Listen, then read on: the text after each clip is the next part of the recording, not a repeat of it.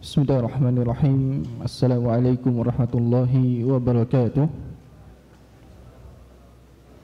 Alhamdulillahi ala ihsanihi wa syukru lahu ala taufiqihi wa amtinanihi.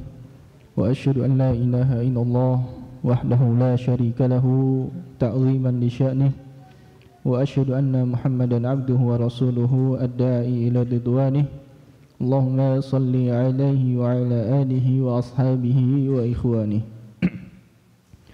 Alhamdulillah, segala puji bagi Allah Subhanahu wa taala atas limpahan rahmat dan karunia darinya. Kita masih bisa berkumpul di salah satu rumah dari rumah-rumah Allah Subhanahu wa taala ini dalam rangka untuk menuntut ilmu agama. Salawat dan salam semoga selalu tercurahkan kepada junjungan kita, Nabi besar kita, Nabi Muhammad sallallahu alaihi wasallam beserta keluarga beliau, para sahabat beliau, juga orang-orang yang senantiasa mengikuti kedua beliau hingga akhir zaman kelak. Alhamdulillah, bapak-bapak sekalian yang insyaallah dirahmati oleh Allah Subhanahu wa taala, para jamaah sekalian yang insyaallah dimuliakan oleh Allah Subhanahu wa taala. Pada kesempatan kali ini kembali kita akan melanjutkan pembahasan kita dalam fikih puasa, ya, yang kita sadur atau kita ambil dari kitab Al-Fiqhul Manhaji, yang mana telah dibuat sebuah modul oleh guru kami Al-Ustaz Fandi Abu Syarifah hafizahullah taala, dan kita telah sampai kepada pembatal-pembatal puasa di dalam mazhab Syafi'i, ya, pembatal puasa di dalam mazhab Syafi'i. Yang terakhir apa kita bahas? Muntah, ya. Ya, muntah. Baik. Sedikit murojaah, ya. Muntah kalau sengaja batal tidak puasanya? Batal. Kalau tidak sengaja tidak batal. Nah, ya. Baik.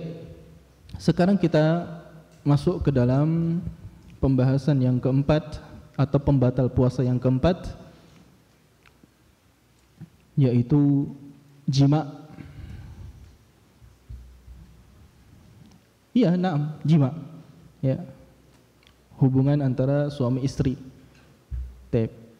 Ya, jima ini membatalkan puasa kalau sengaja, dan ini termasuk pembatal puasa yang paling besar konsekuensinya, kafaratnya, ya, konsekuensi kafaratnya ini paling besar apabila sengaja, ya, apabila sengaja. Kalau lupa bagaimana? Suami lupa, istri lupa melakukan jima di siang hari bulan Ramadan, apakah batal puasanya? Hah? Batal puasanya enggak? Kalaupun terjadi, ya, tidak batal. Tapi apakah mungkin terjadi? Wallahu a'lam. Ya, suami lupa, istri lupa. Oh, puasa. Iya, Mas, puasa. No, gimana?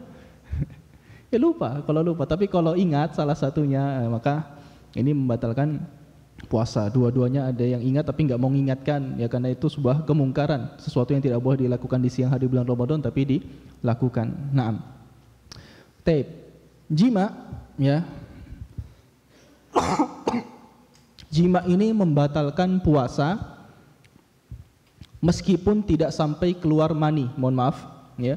Jima ini membatalkan puasa meskipun tidak sampai keluar mani, atau dia menggunakan alat kontrasepsi, ya, walaupun menggunakan alat kontrasepsi atau tidak keluar mani. Ini anak-anak mungkin bingung kelas 7, apa itu? Ya, belum tahu, ya, enggak apa-apa.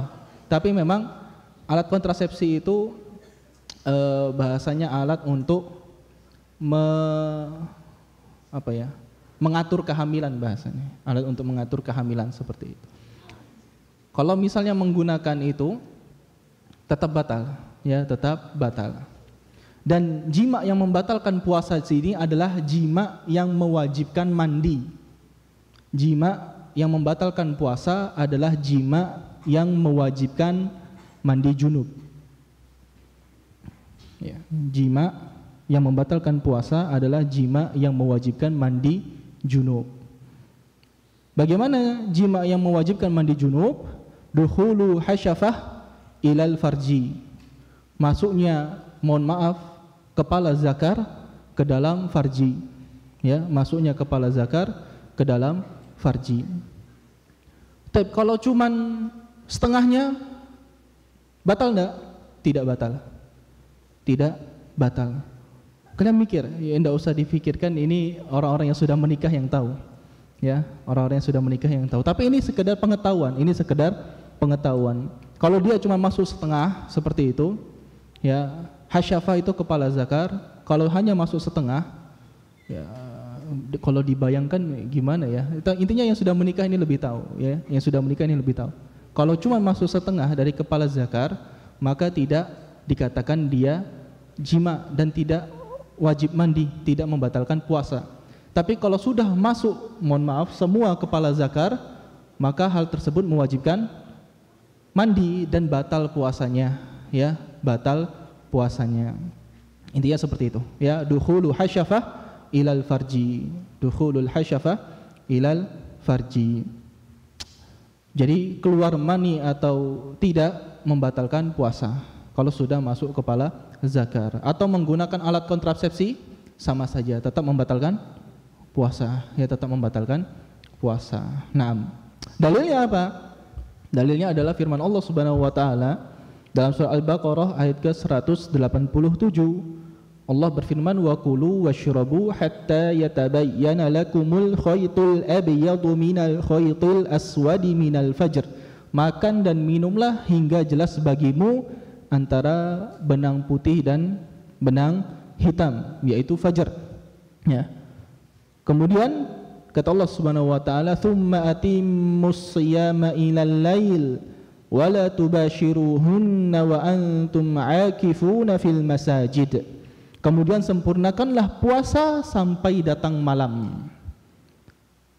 Ya, kemudian kata Allah Subhanahu wa taala, "Wala tubashiruhun," dan jangan kamu campuri mereka, maksudnya istri-istri kalian, wa antum akifuna fil masajid, ya, sedangkan kalian iktikaf di dalam masjid. Ya, jadi kata para ulama, makan, minum dan jima ini boleh di malam hari sebelum terbit fajar. Adapun kalau sudah terbit fajar, maka tidak boleh melakukan hal-hal tersebut, ya, tidak boleh melakukan hal-hal tersebut. Naam. Ya, naam, ini jadi pembatal puasa yang keempat. Apa tadi? Pembatal puasa keempat? Jima. Naam. Kemudian pembatal puasa yang kelima, ya, sengaja mengeluarkan mani, ya, sengaja mengeluarkan mani, atau istilah kita ma'ruf dengan kata istimna, ya, istimna, atau bahasa kedokterannya onani, ya. Nah, sengaja mengeluarkan mani.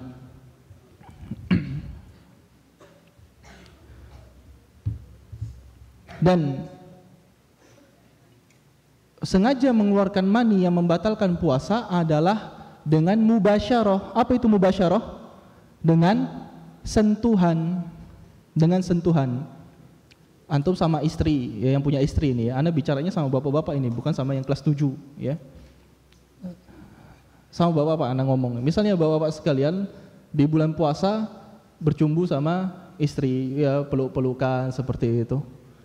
Dan mohon maaf keluar mani, maka batal puasanya. Batal puasanya. Jadi syaratnya dia harus mubasyarah, ada sentuhan langsung, ada sentuhan langsung. Adapun dengan melihat atau menghayal, ya, melihat atau menghayal, melihat inzal, keluar mani. Atau dia menghayal keluar mani, maka tidak membatalkan puasa. Maka tidak membatalkan puasa. Ini dalam mazhab Syafi'i. Ya, kalau dia menghayal atau melihat tidak ada mubasyarah, tidak ada sentuhan, rangsangan kepada dirinya, ya, dan dia keluar mani, maka apa? Tidak membatalkan puasa. Adapun tadi kalau ada sentuhan mubasyarah langsung, rangsangan kepada dirinya, sentuhan, ya, dari istrinya seperti itu, maka ini membatalkan. Ya, kalau dia keluar mani, maka ini membatalkan. Ya, apa contohnya? Ya, seperti ciuman, ya, mohon maaf, kemudian pelukan dan lain-lain seperti itu. Maka ini membatalkan puasa. Bagaimana dengan tangannya sendiri? Ya sama, itu sudah sentuhan, yaitu sudah sentuhan, ya. Kalau dia mengeluarkan mani dengan tangannya sendiri itu sudah sentuhan, dan kalau terjadi inzal maka batal puasanya, Lalu kemudian pembahasannya, apa hukum berciuman, ya, apa hukum berciuman dengan istri di siang hari bulan Ramadan, ya.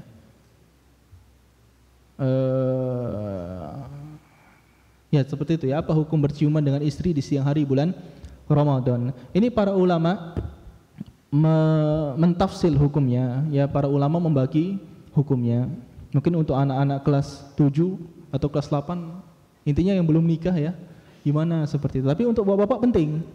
Untuk bapak-bapak penting, ya, sudah nikah ini penting supaya tahu batasan. Jadi para ulama merinci hukumnya, sekarang dirahmati oleh Allah Subhanahu wa taala. Ya, bercumbu. Apa hukum bercumbu di siang hari bulan Ramadan dengan istri? Ya, kalau bukan dengan istri haram, tidak boleh. Ya, jelas itu. Kalau bukan dengan istri ya haram. Dengan istri aja ada tafsil, ya apalagi bukan dengan istri. Bercumbu dengan istri di siang hari bulan Ramadan, kalau bisa membangkitkan syahwat, maka haram hukumnya. Bercumbu dengan istri di siang hari bulan Ramadan, kalau bisa membangkitkan syahwat, ya, maka apa? Maka haram hukumnya. Kenapa?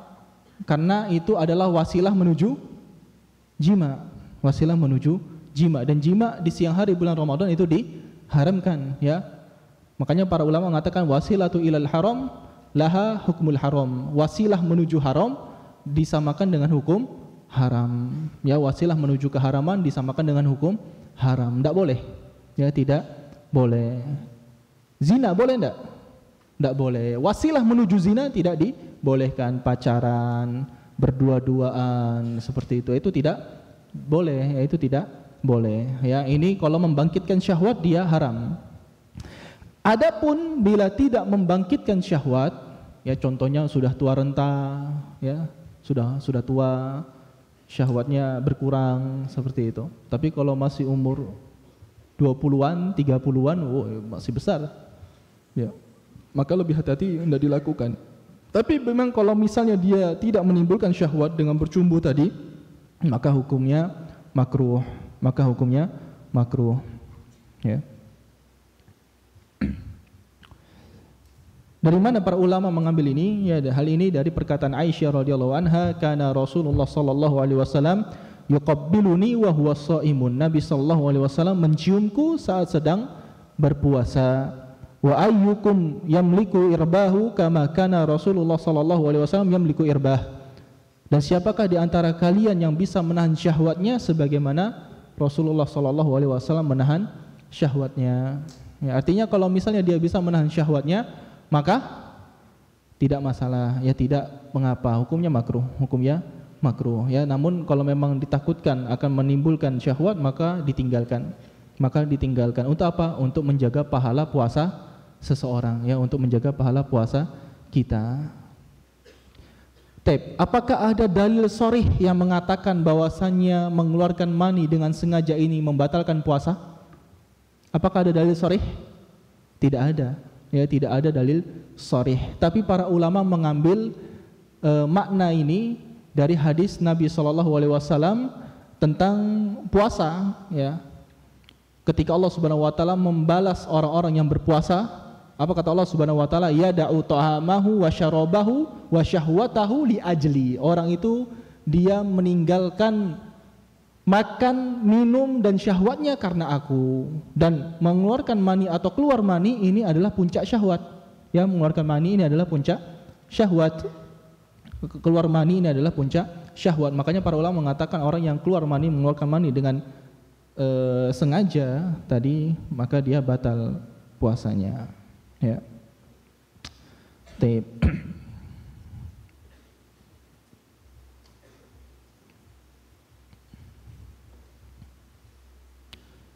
Kemudian pembahasan yang keenam, ya, Pembahasan yang keenam, pembatal puasa yang keenam adalah haid dan nifas. Pembatal puasa yang keenam adalah haid dan nifas.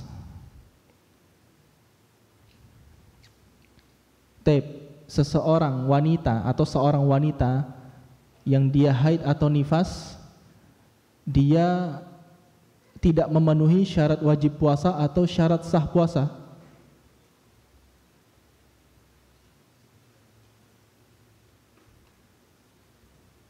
Nah, seseorang wanita yang haid atau nifas, dia tidak memenuhi syarat wajib puasa atau syarat sah puasa.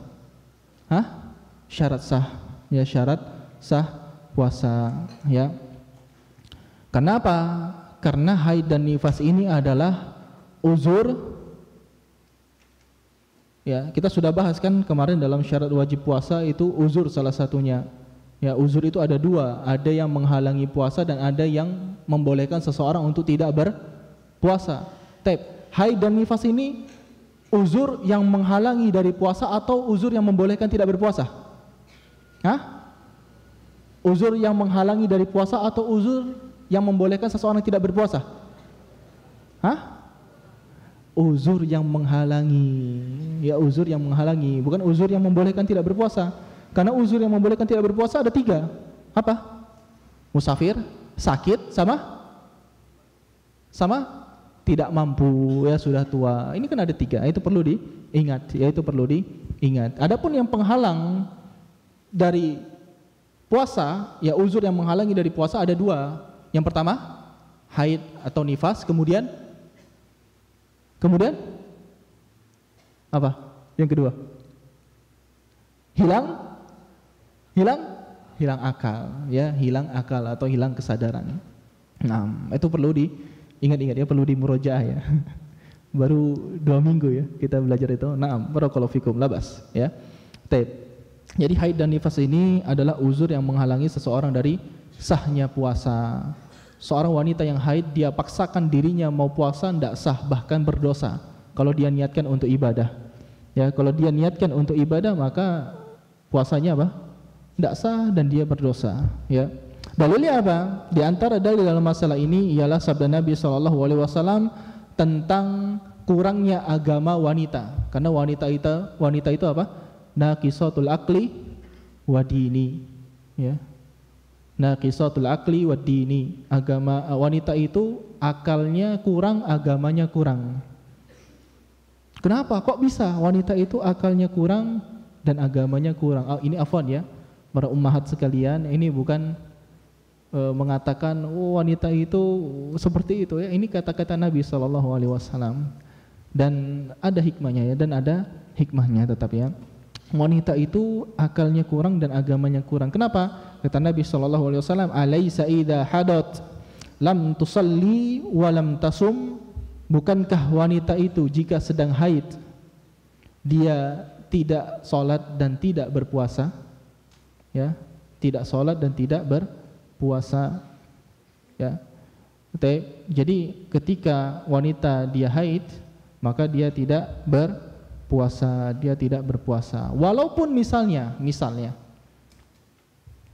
menit lagi azan, berbuka 5 menit lagi, sudah nunggu, sudah siap-siap haid, 5 menit lagi, sah enggak puasanya?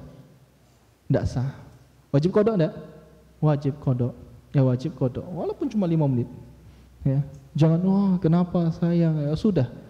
Ya, pahalanya sudah ada di sisi Allah Subhanahu wa taala, tapi kalau diteruskan malah berdosa, enggak boleh. Ya, batal, ya. Sebagaimana kita katakan kemarin ketika salat, sebelum salam kentut. Ya, sebelum salam kentut. Imam, assalamualaikum warahmatullah. Nggak bisa, batal, ngulang lagi sholatnya, ya, ulang lagi sholatnya. Nah, tapi ini yang ke-6, ini pembatal puasa yang ke-6. Kemudian pembatal puasa yang ke-7 adalah murtad. Afanallahu wa iyyakum, ya, murtad. Murtad ini bukan cuman puasanya yang tidak sah, tapi seluruh amalannya tidak sah, ya, karena murtad ini dia menghapuskan semua amalan dia. Dia Islam, dia Islam. 15 tahun dia balik. Ya. Kemudian pas sudah balik dia murtad. Afanallahu wa iyyakum, dia murtad. Anggaplah misalnya ya, dia lahir tahun 2000, tahun 2015 dia balik, ya kan? 15 tahun ya. Kemudian dia murtad. Afanallahu wa iyyakum. Kemudian tahun 2020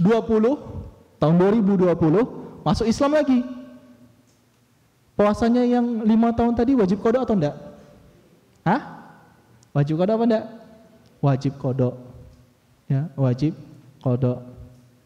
Jadi kalau misalnya dia murtad, ya beda sama orang kafir yang masuk Islam. Ini orang Islam murtad masuk Islam lagi.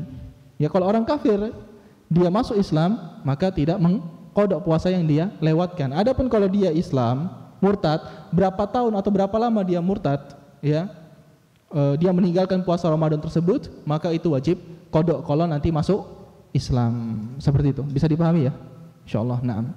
Ya, jadi ini murtad ini menghapus semua amalan, ya, tidak sah semua amalan. Ada beberapa permasalahan yang disampaikan oleh Syekh di sini. Seorang melakukan pembatal puasa, ya, kita coba dengarkan ya. Seorang melakukan pembatal puasa karena dia kira fajar belum nampak. Fajar belum nampak, atau kita katakan karena belum azan, dia kira belum azan subuh. Dia melakukan pembatal puasa. Ya.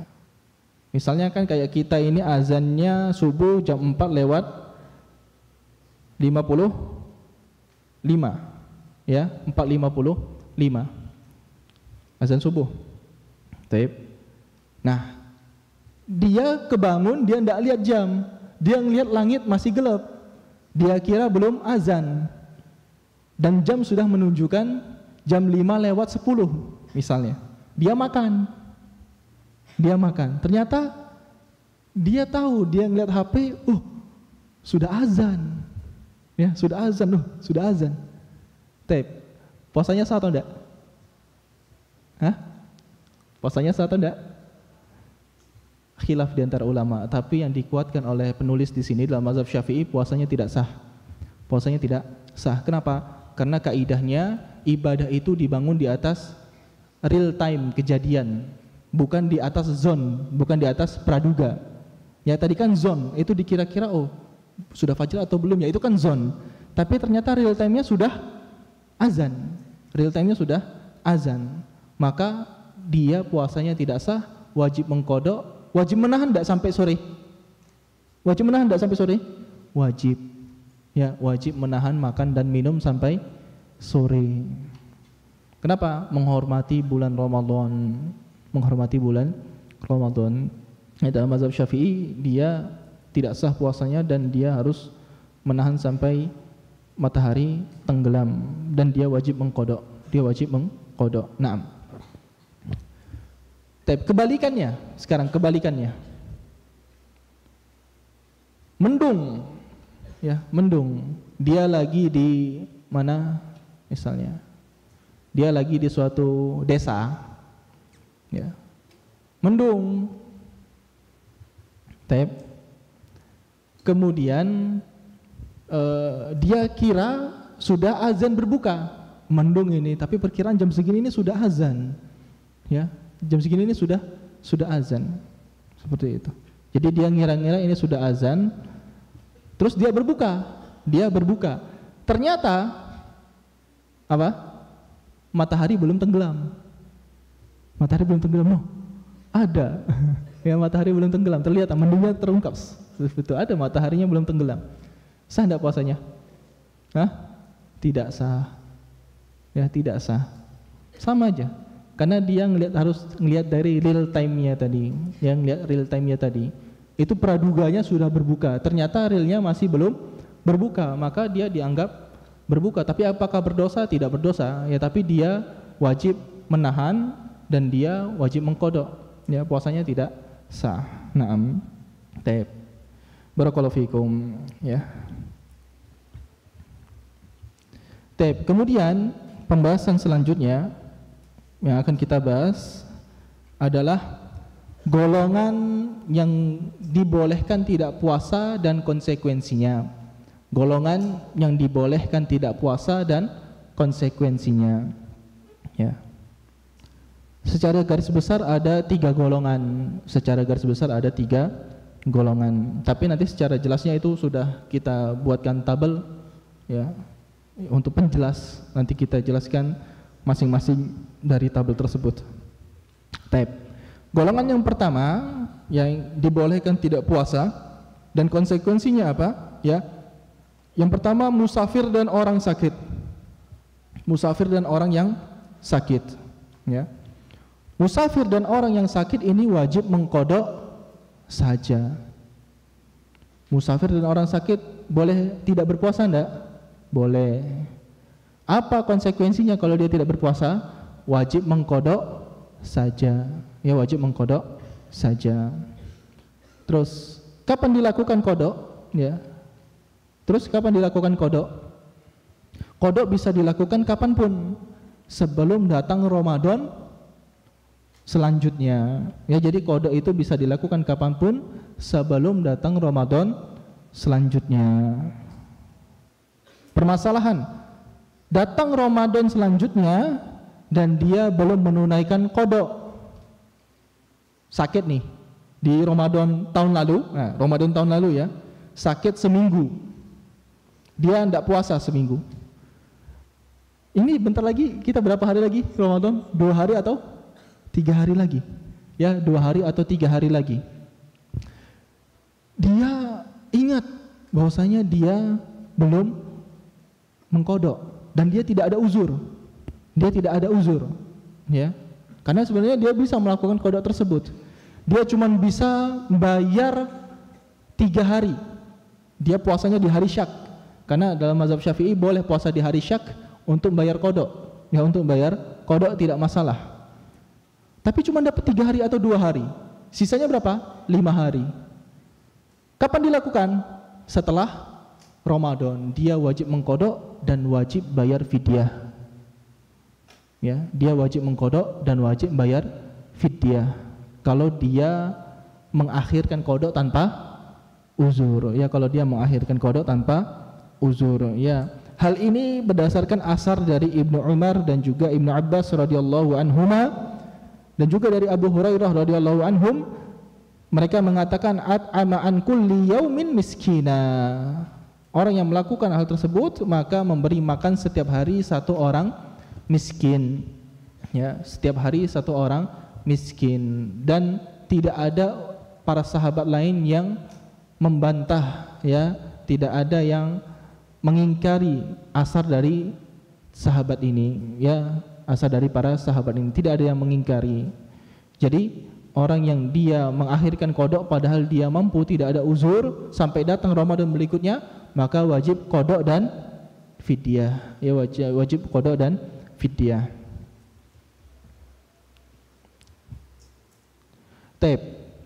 Ya. Yang kedua, golongan yang kedua, orang tua yang renta. Orang tua renta. Orang tua renta boleh tidak berpuasa, tapi konsekuensinya apa? Wajib membayar fidyah saja. Wajib membayar fidyah saja. Ya.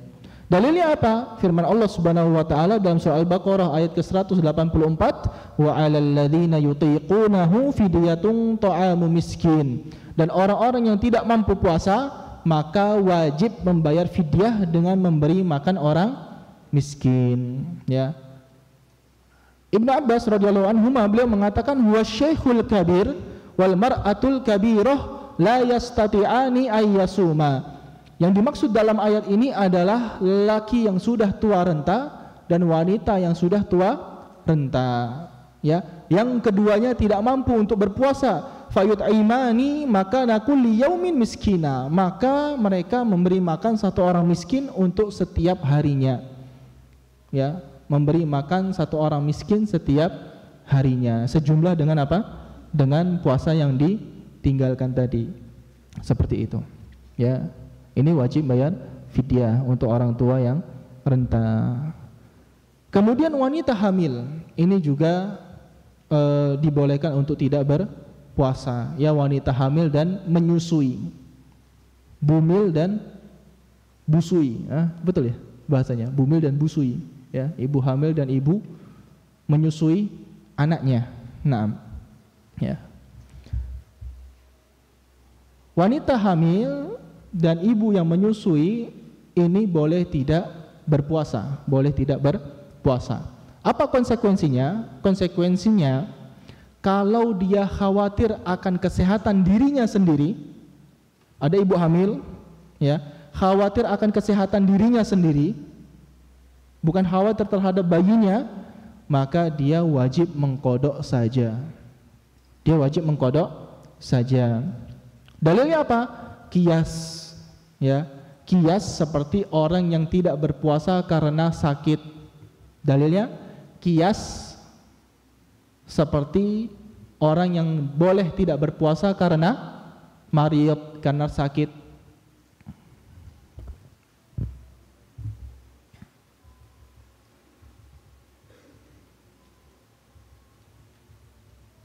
Bahkan dinukil oleh Al-Imam Ibnu Qudamah rahimahullah ta'ala, Sahibul Mughni, ya, beliau mengatakan la na'lamu fihi baina ahli ilmi khilafan. Kami tidak mengetahui ada khilaf di antara ahli ilmu dalam masalah ini. Maksudnya ini dikatakan oleh Al-Imam Ibnu Qudamah rahimahullah ta'ala, ya, dalam mazhab Hambali beliau mengatakan tidak ada khilaf. Maksudnya ijma bahwasanya wanita yang hamil atau menyusui, kalau wanita yang hamil, ya, kalau misalnya dia khawatir akan kesehatan dirinya dan juga wanita menyusui, maka wajib mengqadha saja. Wajib mengqadha saja. Naam. Ya. Ini kalau khawatir akan kesehatan dirinya atau bayinya? Dirinya. Tapi sekarang khawatir akan kesehatan anaknya. Khawatir akan kesehatan janin yang ada di perutnya. Dan ini kebanyakan apa? Biasanya kebanyakan ummahat seperti itu, khawatir bayi yang ada di dalam perutnya. Ya, kalau puasa kasihan dedek bayi enggak apa? Enggak dapat nutrisi, seperti itu. Kasihan sama bayinya, bukan kasihan sama dirinya atau dia merasa lemas, enggak. Maka kalau dia khawatir terhadap bayinya, wajib mengqadha dan wajib bayar fidyah. Wajib mengqadha dan wajib bayar fidyah, ya. Dalilnya apa? Ibnu Abbas radhiyallahu anhu beliau berkata, wal hubla wal murdi' idza khafata ala auladihima aftarata wa at'amata. Wanita hamil dan menyusui apabila khawatir akan kondisi anaknya, maka ia boleh berbuka dan memberi makan. Ya, maksudnya bayar fidyah. Jadi maksudnya dia qadha dan fidyah, dia boleh berbuka, wajib mengqadha. Kemudian dia ditambah membayar fidyah, ya, dia membayar fidyah.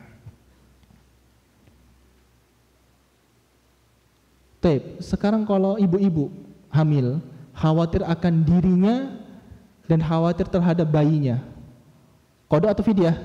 Atau dua-duanya? Qadha saja. Ya, kalau dia khawatir akan dirinya dan bayinya, hanya dua berarti. Kalau tadi khawatir terhadap bayinya saja, wajib qadha dan wajib fidyah. Nah, ini sekarang dia khawatir terhadap dirinya dan khawatir terhadap bayinya, maka dia hanya membayar qadha saja. Ya, dia hanya membayar qadha saja. Coba kita lihat ya tabel yang ada di depan. Ini tabelnya kita sudah buat. Ada 12 golongan yang kita tulis di situ. Ya. Golongan yang boleh tidak berpuasa dan apa saja konsekuensinya. Yang pertama, anak kecil yang belum balik. Anak kecil belum balik, ya. Masih berapa? 5 tahun kayak gitu. Masih 7 tahun. Dia tidak puasa 7 tahun. Maka apa konsekuensinya? Tidak ada qadha, tidak ada fidyah. Ya, tidak ada qadha, tidak ada fidyah.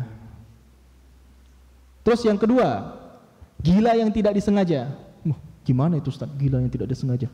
Berarti ada gila yang disengaja? Ada gila yang disengaja? Ada, bisa. Dia ya seperti yang kita sebutkan, dia campur obat-obatan, minum, bisa gila enggak ya? Cobalah, mungkin gila. Gila beneran. Ya itu gila yang disengaja. Tapi pembahasannya beda. Ini sekarang gila yang tidak disengaja. Kalau gila yang disengaja tadi ada kodok. Tapi kalau gila tidak disengaja, misalnya dia lagi jalan, terus ada batu jatuh, kena kepalanya, ya afanallahu wa iyyakum, jadi gila seperti itu. Maka ini gila tidak disengaja, maka dia tidak ada kodok dan tidak membayar fidyah. Tidak wajib kodok dan tidak ada fidyah. Kemudian yang ketiga, pingsan sepanjang hari. Pingsan dari pagi sampai sore, tidak bangun-bangun, pingsan. Ya, maka yang seperti ini dia wajib mengkodok dan tidak wajib fidyah. Ya, wajib mengkodok dan tidak ada fidyah. Ya, yang keempat, ya, yang keempat, dia lupa berniat di malam hari. Lupa berniat di malam hari. Maka apa? Maka wajib mengkodok dan tidak wajib fidyah. Ya, wajib mengkodok dan tidak wajib fidyah. Karena niat itu termasuk apa? Wajib atau syarat sah? Hah? Rukun, ya, termasuk rukun. Ya, nah, wajib niat itu termasuk rukun dari puasa. Rukun puasa ada berapa kemarin? 3 atau 4? 2, sahih, barakallahu fikum. Ya, rukun puasa ada 2. Nah, niat dan menahan pembatal puasa dari terbit fajar sampai tenggelam matahari. Taib.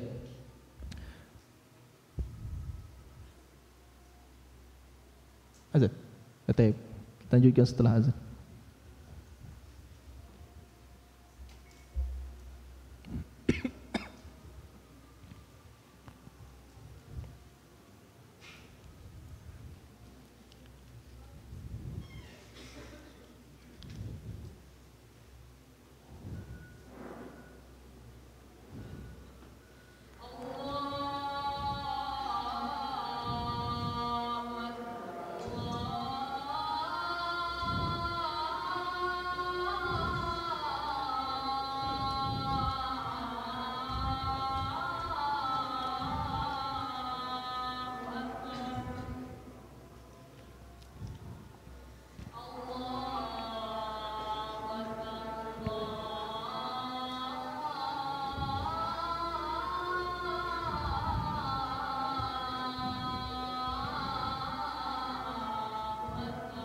Allah.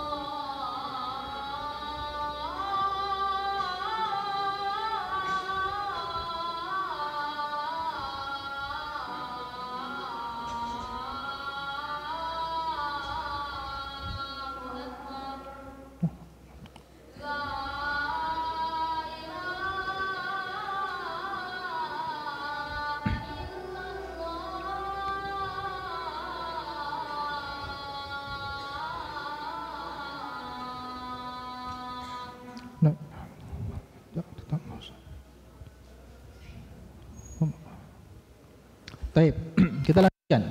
Yang keempat tadi apa? Lupa niat di malam hari. Ya, lupa niat di malam hari, maka ini wajib mengqadha dan tidak wajib fidyah. Baik, apakah niat ini di awal Ramadan saja atau di setiap hari? Yang muktamad dalam mazhab Syafi'i apa kemarin? Setiap hari. Ya, yang muktamad dalam mazhab Syafi'i setiap hari. Karena syarat niat itu ada berapa? Ada berapa syarat niat dalam mazhab Syafi'i? Ada 3. Apa saja? Islam? Bukan. Syarat niat ada 3. Hah? Tabiat. Oke, yang pertama tabiat di malam hari. Kemudian takyin, mentakyin puasanya puasa apa? Puasa Ramadan, puasa nazar atau puasa wajib yang lain ya. Puasa qadha seperti itu. Kemudian sekali lagi takror, ya diulang ya seperti itu. Ada pengulangan setiap hari, ini yang muktamad dalam mazhab Syafi'i. Nah, jadi kalau misalnya dia lupa niat di malam hari maka tidak sah puasanya dan dia wajib mengqadha dan wajib menahan. Ya, wajib menahan. Baik. Yang kelima, membatalkan puasa dengan sengaja tapi selain jima. Membatalkan puasa dengan sengaja ya, selain jima. Maka ini wajib mengqadha dan tidak wajib fidyah. Tidak ada fidyah ya, wajib mengqadha dan tidak ada fidyah. Kemudian yang keenam, musafir. Ya, orang yang safar, musafir, maka dia mengqadha dan tidak ada fidyah. Dia mengqadha dan tidak ada fidyah. Baik, wanita yang haid atau nifas, bagaimana? Fidyah atau qadha? Wajib qadha dan tidak ada fidyah. Jadi kalau ada wanita yang nifas, ya, yang lagi nifas melahirkan di awal Ramadan 30 hari dia tidak puasa, wajib qadha atau bayar fidyah? Qadha 30 hari. Ya, wajib mengqadha 30 hari. Ya, sebenarnya 30 hari itu mudah ya. Kalau misalnya satu bulan di apa? Dicicil 3 hari setiap bulan, 10 bulan selesai. Ya, 10 bulan selesai ya. Dijadikan ayamul bid seperti itu.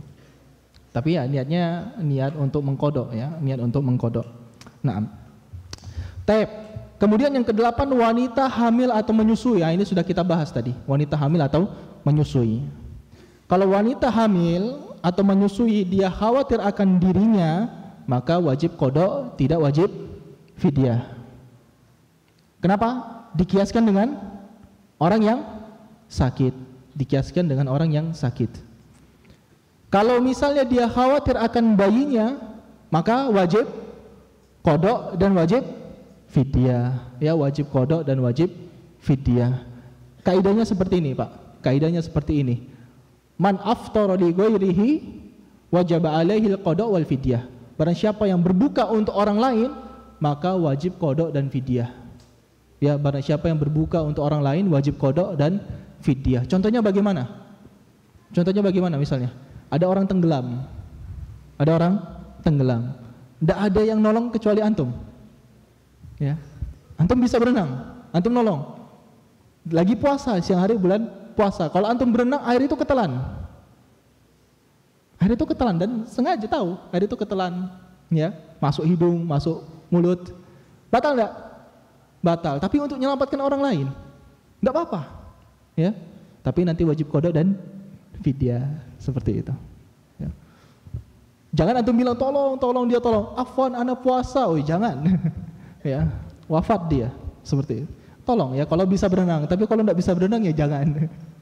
Ya, cari bantuan. Itu contoh. Barang siapa yang berbuka untuk orang lain wajib qadha dan fidyah. Naam. Kemudian ya, yang ketiga, keadaan yang ketiga, wanita yang hamil atau menyusui dia khawatir terhadap dirinya dan bayinya, ini hanya wajib qadha. Ini hanya wajib qadha. Ya, yang dijelaskan dalam mazhab Syafi'i. Baik. Kemudian yang ke-9, golongan yang dibolehkan untuk tidak berpuasa. Golongan yang 9 adalah orang yang sakit kronis yang tidak ada harapan sembuh. Sakit kronis tidak ada harapan sembuh. Ya, udah parah sakitnya. Maka yang seperti ini dia wajib membayar fidyah saja. Wajib bayar fidyah, tidak wajib qada. Ya tidak ada qada baginya, wajib membayar fidyah. Kalau dokter sudah ngomong ini sembuhnya kemungkinan kecil lah, sudahlah, tidak diharapkan sembuh. Nah, dia melewati 3 tahun misalnya, maka 3 tahun itu fidyah. Ya 3 tahun dia bayar fidyah. Nah, fidyah itu apa sih? Nanti kita bahas ya. Mungkin ada yang bingung. Fidyah itu berapa pembayarannya? Ya, kita waktunya masih ada. Semoga cukup ya. Yang ke-10, sakit dan ada harapan sembuh. Dia sakit dan ada harapan sembuh, maka wajib qada, tidak ada fidyah. Wajib qada, tidak ada fidyah. Kemudian yang ke-11, orang tua yang renta. Tadi sudah kita bahas. Orang tua renta dia wajib fidyah, tidak ada qada. Orang tua renta dia wajib fidyah, tidak ada qada. Kemudian yang ke-12, ya, orang yang belum mengqada puasa sampai masuk bulan Ramadan berikutnya. Maka ini ada 2 keadaan. Kalau tanpa uzur syar'i, maka dia wajib qada dan wajib fidyah. Kalau tanpa uzur syar'i, dia wajib qada dan wajib fidyah. Kalau misalnya ada uzur syar'i, ya contohnya seperti wanita yang hamil dan menyusui, sulit dia untuk membayar qadanya, maka dia tetap wajib mengqada saja, ya tidak ada fidyah. Qadanya kapan? Nanti setelah bulan Ramadan lewat atau setelah dia selesai dari melahirkan, ya setelah selesai nifasnya seperti itu. Kalau dia mau mengqada silakan mengqada seperti itu. Ya. Jadi ini permasalahan yang disebutkan oleh penulis dalam masalah atau dalam mazhab Syafi'i. Sekarang kita bahas sedikit tentang fidyah, ya, fidyah. Karena pekan depan insya Allah sudah Ramadan ya, kajian kita jadi sebelum berbuka, ya. Jadi kita bahas sedikit ya tentang fidyah. Fidyah itu, ya,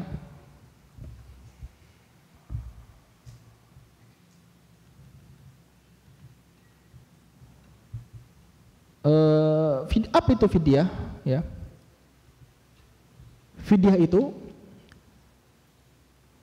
sesuatu yang diberikan kepada fakir miskin, ya, sesuatu yang diberikan kepada fakir miskin untuk orang-orang tertentu karena meninggalkan puasa.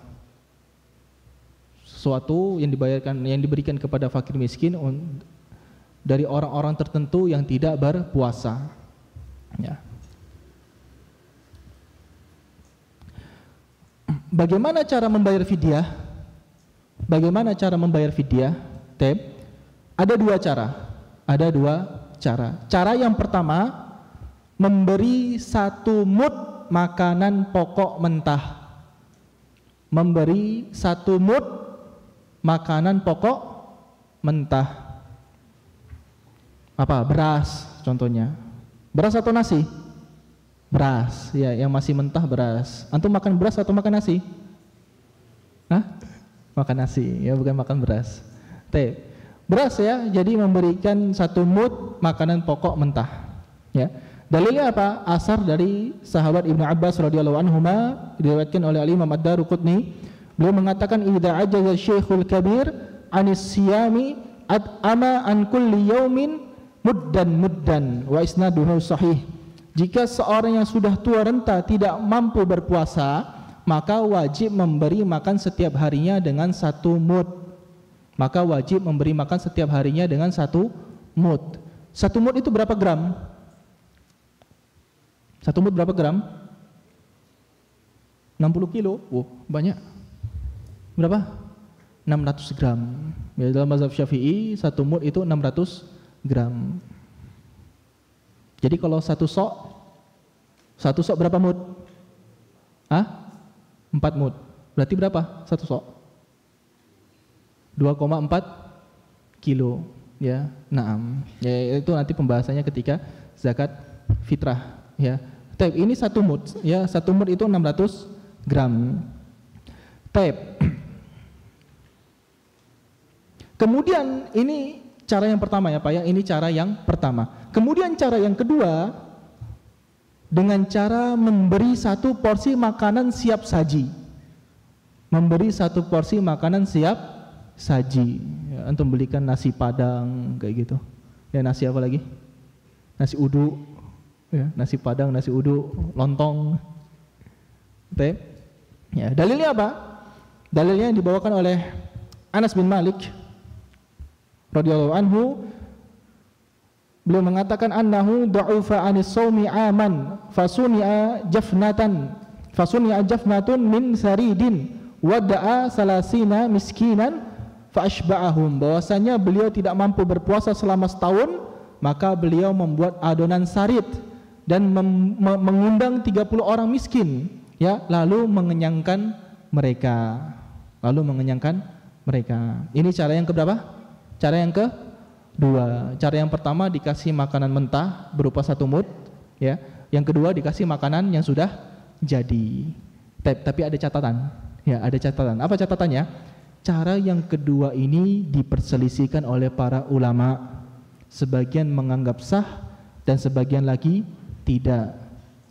Dan yang muktamad dalam mazhab Syafi'i, cara yang kedua ini tidak sah. Yang muktamad dalam mazhab Syafi'i, ya, cara kedua ini tidak sah.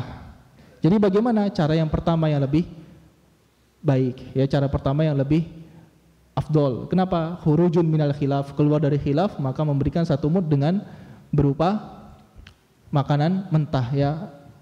Satu orang berarti 600 gram. 1 orang 600 gram. Kemudian fidyah ini diserahkan kepada siapa? Fidyah diserahkan kepada siapa? Fidyah hanya boleh diserahkan kepada fakir dan miskin, 2 itu. Fidyah hanya boleh diserahkan kepada orang fakir dan orang miskin, ya. Dalam mazhab Syafi'i. Hal ini sebagaimana firman Allah Subhanahu wa taala yang telah berlalu. Dalilnya apa? Firman Allah Subhanahu wa taala dalam surah Al-Baqarah ayat ke-184, wa 'alal ladzina yutiqunahu fidyatun ta'amu miskin. Dan barang siapa yang tidak mampu untuk berpuasa, maka memberikan makan orang miskin. Fakirnya enggak disebutkan. Dari mana fakirnya? Lebih aula, kias aula, miskin saja diberikan apalagi orang fakir. Kenapa? Karena fakir itu tingkatnya lebih apa? Lebih kasihan atau lebih apa? Jangan kasihan bahasanya. Lebih di bawah dari miskin, ya. Lebih di bawah daripada orang miskin. Tingkatan fakir itu lebih bawah daripada tingkatan orang miskin, seperti itu. Maka fidyah itu diserahkan kepada 2 orang ini berdasarkan nas Al-Qur'an, ya. Fidyah itu diserahkan kepada orang miskin. Berarti kias aula orang fakir boleh, ya, orang fakir ini boleh diserahkan fidyah kepada dirinya.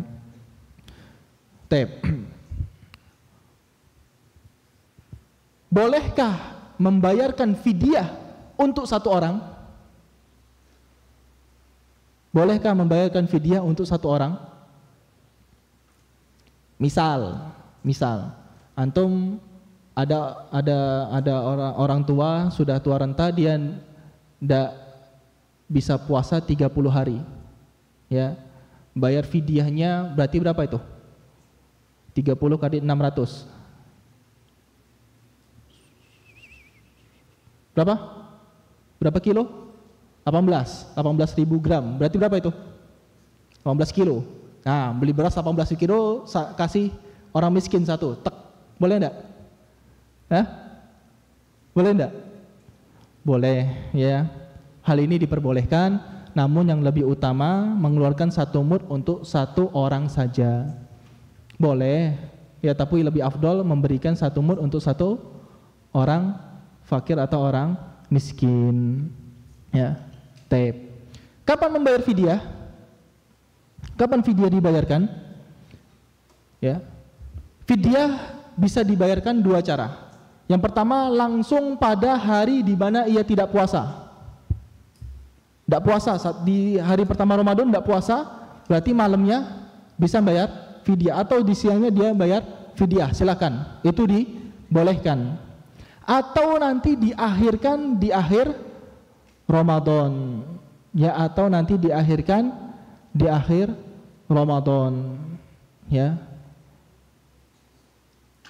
Taib. Sekarang kalau dia memajukan pembayaran fidyah di awal bulan Ramadan, bagaimana?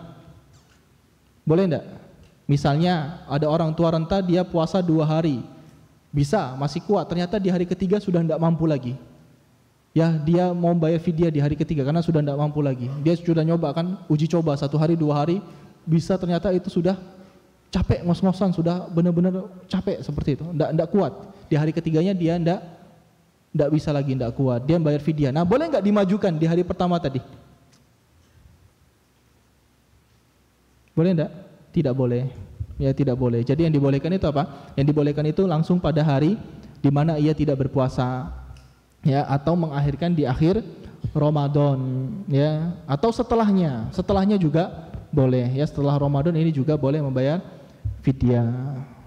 Jadi fidyah tadi menggunakan bahan makanan pokok mentah sejumlah 600 gram, ya, 1 mud, dan yang paling afdol diserahkan untuk 1 orang 1. Taib. Boleh enggak membayar fidyah dengan uang? Bolehkah membayar fidyah dengan uang? Jumhur ulama, ya, mengatakan tidak boleh. Jumhur ulama tidak membolehkan. Kenapa? Karena tidak ada contohnya di masa Nabi sallallahu alaihi wasallam. Adapun ulama Hanafiyah membolehkan. Adapun ulama Hanafiyah membolehkan. Maka mana yang diambil? Wallahu alam. Dalam mazhab Syafi'i tidak membolehkan dan lebih ahwat, ya, lebih hati-hati kita membayar fidyah tidak dengan uang, ya, tidak dengan uang. Taib.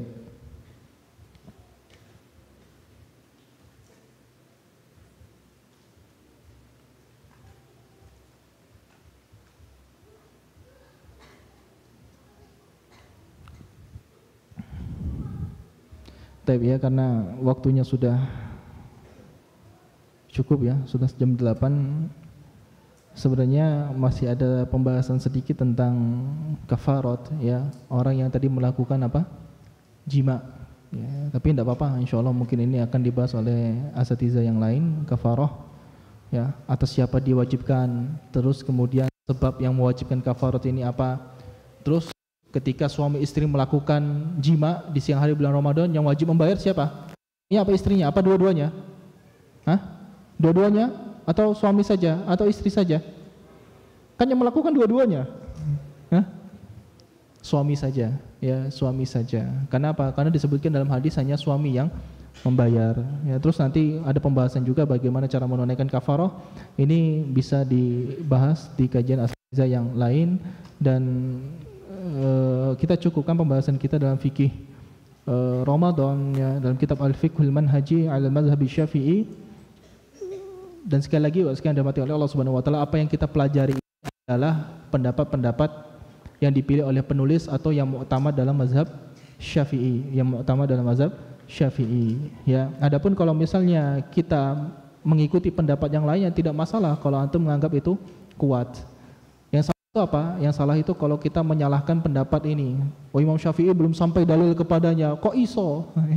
Kok bisa Imam Syafi'i belum sampai dalil kepada dirinya, seperti itu. Untuk jadi mujtahid itu, kata Imam Ahmad rahimahullah taala, seorang yang hafal 100.000 hadis, bolehkah dia berfatwa? Tidak boleh. Hafal 200.000 hadis, boleh tidak berfatwa? Tidak boleh. 300.000? Tidak boleh. 400.000? Arju, aku berharap dia bisa berfatwa. 400.000 hadis. Berarti kalau sudah sampai tingkatan imam, mereka itu sudah hafalannya berapa? Hafalannya lebih dari 400.000. Matanya saja, innamal a'malu binniyat wa innamal likulli imri'in ma nawa, la an fulan qala an fulan qala an fulan qala an fulan qala haddatsana fulan, sama sanadnya. Imam Ahmad rahimahullah taala, hafiztu alfi hadis. Aku hafal 1000 hadis. Berapa tuh? 1 juta. Sama sanad. Antum katakan belum sampai kepada dalilnya ini kepada Imam Ahmad, kok iso? Ya.